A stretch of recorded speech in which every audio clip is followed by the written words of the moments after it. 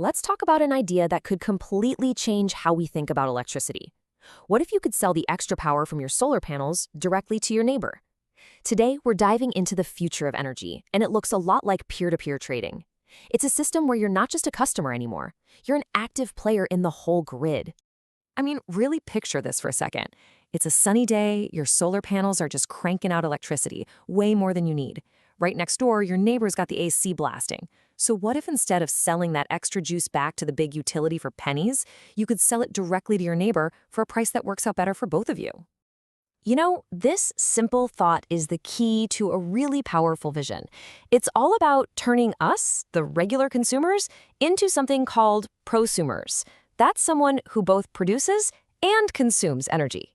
And this isn't just about shaving a few bucks off your bill. It's about something bigger, what some people are calling energy democracy. It's about giving communities real control over their own power. Okay, so if this is such a great idea, why isn't it happening everywhere? Well, it turns out that our entire energy grid, the system that we've relied on for 100 years, it wasn't built for this. It's not a two-way street. Think about it.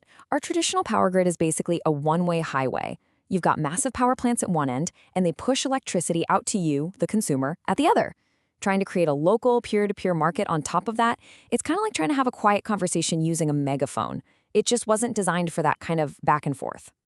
And this really breaks down the two main roadblocks. On one hand, you have the old centralized grids, which are just not set up for efficient local trading.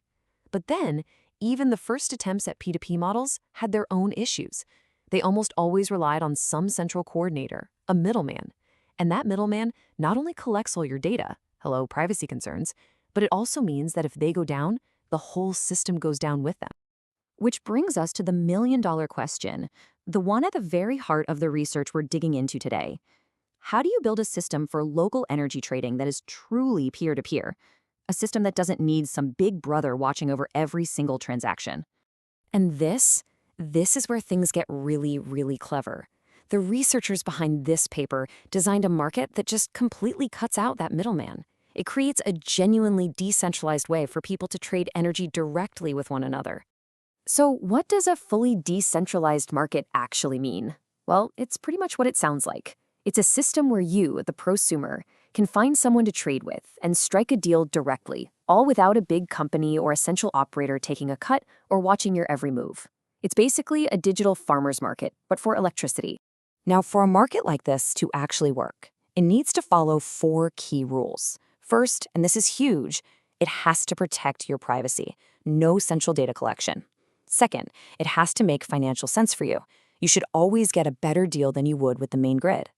Third, the system is designed so that being honest actually gets you the best result. And finally, the whole thing is self-sustaining. It doesn't need government subsidies to keep running. All right, a decentralized market with all these awesome features sounds great on paper, but how does it actually work? How do you find the right person to trade with? Well, the researchers came up with a system that's kind of like a dating app for energy. And this is the core of it all. It's not just about finding the lowest price. You actually get to set your preferences, just like you would on a dating profile. Maybe you only want to trade with people in your immediate neighborhood to keep the energy super local. Or maybe you only want to trade with people who have a 5-star reputation. Or maybe what's most important to you is that you're buying 100% green energy. You get to decide what matters. The whole process really boils down to 4 simple steps. First, you post your bid. That's how much energy you're looking to sell or buy and what your preferences are. Second, the system calculates a satisfaction score for every possible match based on those preferences. Third, the buyers and sellers get paired up based on who gives each other the highest mutual score. And finally, a fair price is automatically worked out based on what the two of you originally offered. Simple as that. Okay, so the theory is sound, the dating app idea is cool, but does this thing actually work in the real world? Well, to find out, the researchers decided to put it to the test. Let's see what happened. And this wasn't just some tiny simulation. They ran their model on a real-world network of 55 different prosumers over in Europe. And this was a real mix of people, some who needed to buy power, and others with solar panels who had extra to sell. The smoking gun is right here in this quote from the study. Let's break it down. What it's saying is that when people could actually set their preferences, like saying, I want to trade locally, the number of trades that happened within the same neighborhood almost doubled. This is huge. It proves that people don't just care about the price, they really care about where their energy is coming from. Now, I know this chart looks a little intense, but the big idea here is actually super simple. Think of each little square as a possible trade. The brighter the green, the happier both people in the trade are with the match, based on their preferences. And what this shows us, clear as day, is that the system consistently found those bright green perfect matches. It proves it can connect people with their ideal trading partners, maximizing satisfaction for everybody. So let's bring this all back home. What does all this research really mean for you? Well, it paints a really exciting picture of the future, a future where you play a much more active role in your own energy story and in the whole clean energy transition. Really, at the end of the day, the big takeaway here is empowerment. This kind of system gives you so much more control.